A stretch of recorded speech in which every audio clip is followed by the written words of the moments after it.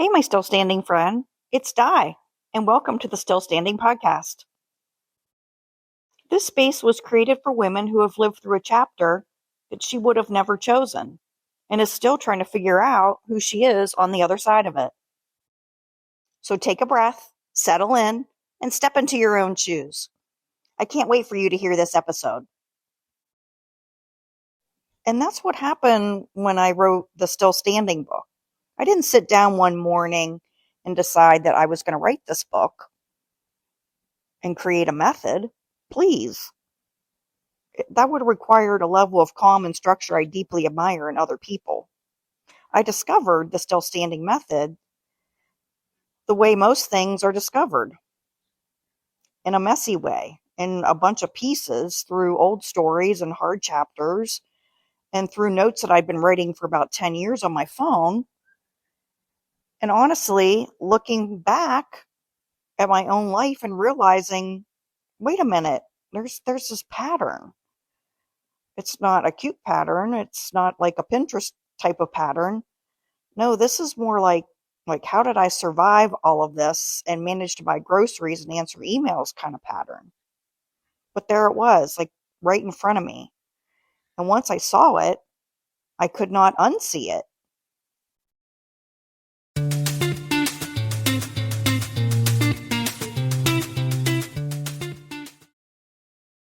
Today I'm taking you behind the scenes of how the Still Standing book came to life.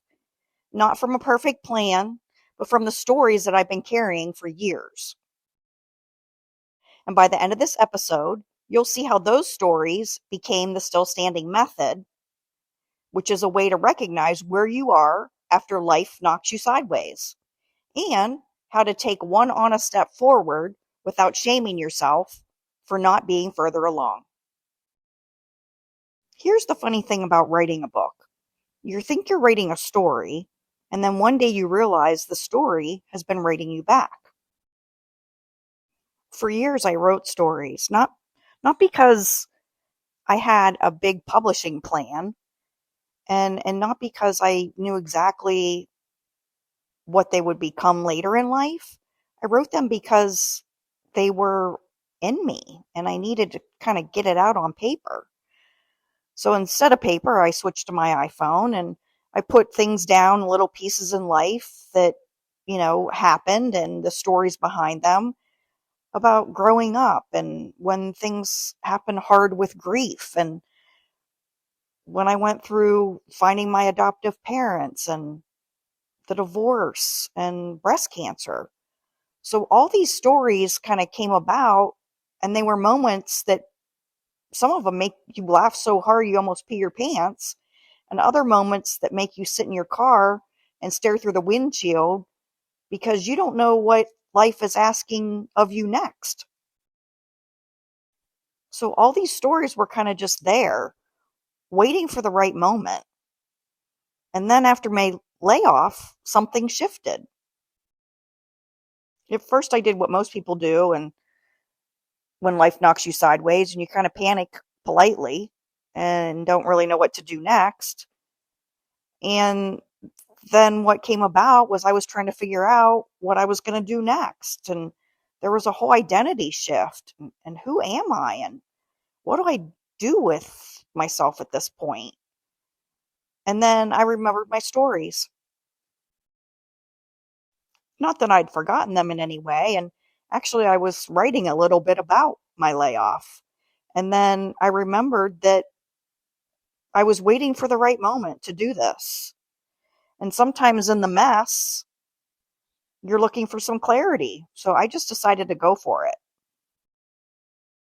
So I finally took those stories out of my phone and started shaping them into the Step Into My Shoes book, which is what the main podcast is about, those funny stories. The memoir, the experiences that I had, the childhood loss, the adoption questions, all of the stuff that happened to me. And you know that stuff because you've been listening and you know that's what I've been talking about. They're the parts of life that no one told you were coming and you didn't ask permission for.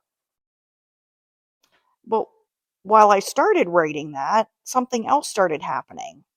And I began to notice that every major life chapter had a rhythm to it.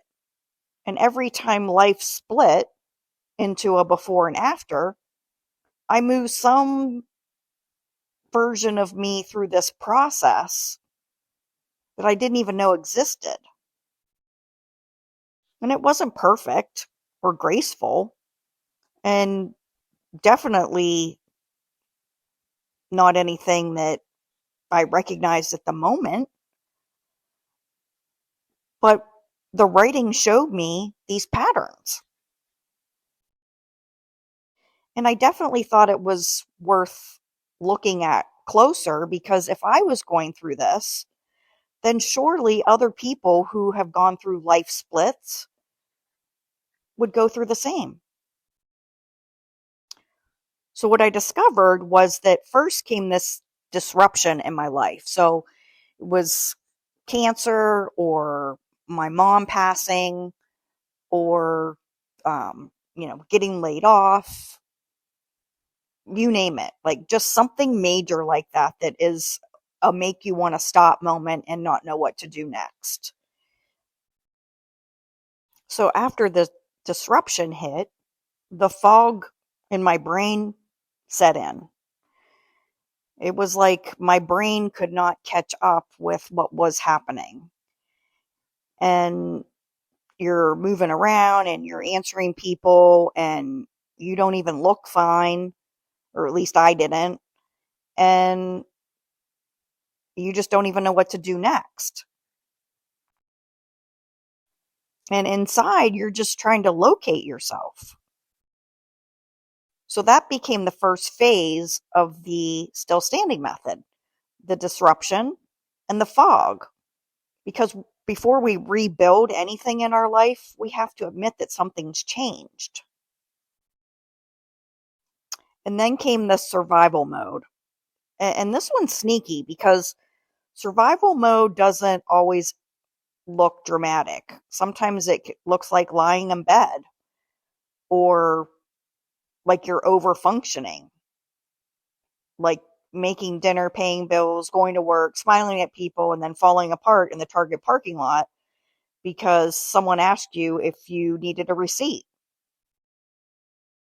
Survival mode is when your whole system says, we are not solving the entire life today. We're just going to get through the next hour. And for a long time, I thought survival mode meant I was weak.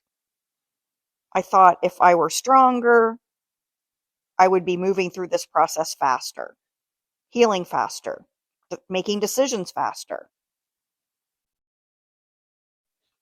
But survival mode is not failure. It's more like stability. And it's your nervous system saying, let's keep her alive before we ask her to become enlightened. And honestly, that's fair. And that became the second phase, survival mode, stabilizing before you rebuild. Because you cannot rebuild a life that you are trying to breathe through. That's just not going to work. Then came the honest inventory. And that's the part nobody wants to even think about, because it requires hard truth. Like when you say to yourself, what happened here? And what did I lose in this whole process? A part of me? Other things? And why am I pretending that this doesn't hurt? And then I'm still trying to function as I did before. And what things am I still carrying with this? And what part of the story is fact? And what part of me did I start telling myself just to survive? Honest inventory is hard, because you cannot heal a version of the story that you refuse to look at. I had to do that over and over again with grief, divorce, my breast cancer, things that happened in my family. And just when I got laid off, like the identity that I lost of being like a career person, that was huge. And I had to stop saying, I'm fine, when it was not fine. But I was scared to say that because when I said I was fine, then it somehow reassured me that I would be fine. But I really wasn't at that moment when I said that. So, honest inventory, that became phase 3 and seeing the story clearly. Then came the identity break. This was one that really sneaks up after the big event because people think that the hard part is the thing itself, like the diagnosis, the divorce, the death, the layoff, the truth coming out. And yes, that part is really hard. But then it makes you question what's underneath all of it. Who am I now? And who am I without that other role? And without that other person? And without the body that I used to know? And without the plan that I had forever that fell apart? And what about the version of the future that I thought was going to happen that's different now? That's where a lot of women get stuck because life changed the chapter and nobody handed us a new character description or plans for how we get through this. So we keep trying to live the same old version of ourselves inside a life that no longer fits. And for me, I had been there, done that kind of thing. I probably bought the emotional t-shirt and then returned it later. And it was mainly around breast cancer that brought this up in a deep way. My body had changed, my sense of safety changed. Like, am I ever going to be safe again from not getting this? My relationship with fear changed. And I looked at myself and thought, well, this is new. And not in a fun haircut kind of way, but the identity break was not the end. It became the beginning of this narrative that I was rewriting. I was no longer pretending the hard thing didn't happen. And I wasn't slapping glitter on trauma and calling it growth, but I was asking, what else can be true? And what do I get to believe about myself now? And what does this new chapter of me reveal? And what part of me is still here? And what have I left behind? And that became phase 4, the identity break and the narrative rewrite, basically reclaiming who I was. And then came the recalibration. And this also felt huge because after life changes, you can't go back to the same pace that you were in or the same role or expectations or version of success that you had. Sometimes you need permission to live differently, permission to want different things, and permission to stop performing that everything's okay, permission to admit something no longer fits in your life, and to choose peace without apologizing for it. I spent so much of my life trying to be strong in a way that looked good from the outside. I did this when my father died when I was 10 years old. I had to keep going. I had to figure it out. I had to be fine and smile. And all of that through my mom going through grief. I just had to make it work.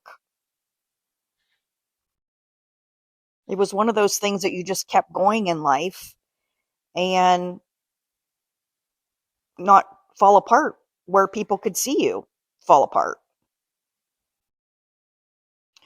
So this still standing method taught me that strength is not the same as self-abandonment. That is a sentence worth sitting with, right? Like, strength is not the same as self-abandonment. Sometimes the strongest thing you can do is stop dragging yourself through a life that no longer fits just because everyone else recognizes that you should be there. And that became phase 5, permission and recalibration, redefining what really matters. And then came the forward steps, not gigantic or dramatic or a makeover montage steps. They were small steps and real, and the kind that nobody claps for, but they change your life anyway, right? You do the small things. You make the appointment. You go to the bank. You write the page. You take the walk. You have a conversation. You do all of these smaller things because you're just trying again. Taking one honest step toward the woman that you are becoming. And that became phase 6, forward steps and still standing. Because still standing does not mean untouched or unchanged. It doesn't mean that you never fell apart. It means that you're here, and you might be wobbly, and you might be tired and wearing yesterday's mascara because you didn't wash your face last night, and you might be eating crackers for dinner, but that's okay because you're still here. You're still breathing, you're still choosing, you're still becoming, and you're still standing. So when I say the Still Standing book became a method, what I really mean is the method came from life. The book came from realizing that life had a map, and the Step Into My Shoes stories, they became the Still Standing framework. That's how I figured all of this out. When one says, here's what happened, the other says, here's how we move through what happened. And I think that matters because women just do not need inspiration. They need recognition and a language to put to all of these things that have happened. And we need a way to look at it in our own lives and say, this wasn't just me being dramatic. This was a disruption. And there was a survival mode, and there was an identity break and a recalibration. And this is me learning how to stand again. And this is why I wrote Still Standing. Not because I have lived life perfectly and figured it out. Oh my gosh, not at all. But because it was a place that came from honesty. And it came to me like I have been on the floor and I know this tile pattern. I've been down like that and I've seen it.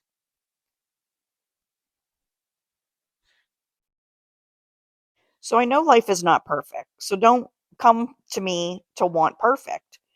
You have to come to me and say that we can laugh and cry in the same sentence because both are allowed right here in this moment. And come to me for life splits and somehow we are still standing here. So what this taught me is that sometimes your purpose is hiding inside the thing you thought was just your pain. That doesn't mean that the pain was good. I don't believe we have to romanticize hard things to learn from them. Some things are just hard or unfair. And some things are rude and unnecessary and should have come with at least a free beer and some snacks. But when we're ready and we can look back and ask, what does this teach me about surviving? And what did this teach me about rebuilding? What did this teach me about who I am now? That is where the method came from. For noticing that every time life knocked me down, there was a process to get back up. And it might have been messy. And of course, it was funny sometimes and painful sometimes, but it definitely was real. And here's what I want you to know from this. If you were in a chapter that you did not choose, you're not broken because you're foggy. And you're not failing because you are in survival mode. You're not weak because you don't know who you are yet. You are not behind because your life needs recalibrated. And you are not ever starting over from nothing. You are starting from lived wisdom. Every hard chapter is going to have some information in it. And maybe it doesn't come out all at once. Maybe it's not even in the middle of the crisis. So please don't try to find a life lesson when you're actively crying at the grocery store, because sometimes the lesson can wait. Sometimes the only assignment is to breathe, drink water, and do not text the person back while emotionally feral. But when dust settles, there's often a map. And the still standing method is that map I found in my own life. And now I'm handing it to you, not as a rule book, not as a fix your life in 6 easy steps situation, because that's not it at all. That's not what I'm trying to do. It is a way to recognize where you are, give you language of what you are feeling when you may not know, and take the next right step without shaming yourself for being in whatever situation you are longer than other people thought you should be. So here's what I want you to reflect on today. Where are you in your own still standing story right now? Are you in the fog? Are you stabilizing? Are you taking honest inventory? Are you trying to figure out who you are right now? Are you giving yourself permission to do something different? Or are you just ready to take one small step forward? Don't judge your answer, just notice it. And I actually have a quiz that you can take if you're not sure of which stage you're in and which phase that is in the still standing method. So go to stepintomyshoes.com and find the free quiz on there. I definitely know it'll be worth it, because noticing where you are is often the first step toward not feeling so lost. I'll add the link in the show notes to the actual quiz for you. If this episode felt home to you, then the Still Standing book was written exactly for this kind of chapter in your life. The chapter where life changed and the old version of you does not quite fit anymore, and you're trying to figure out how to move forward without abandoning yourself completely.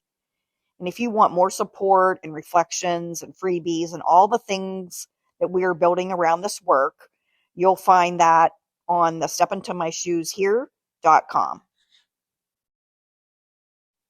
Thank you for being here with me, and thank you for bringing your real life into this space. Not in a polished version and not in everything is fine version, the real one, because that's where the work begins. And remember, life may change the chapter, but you can still decide how the story moves forward. Some moments you collapse, and some moments you rise, and sometimes still standing is the bravest thing you can do all day.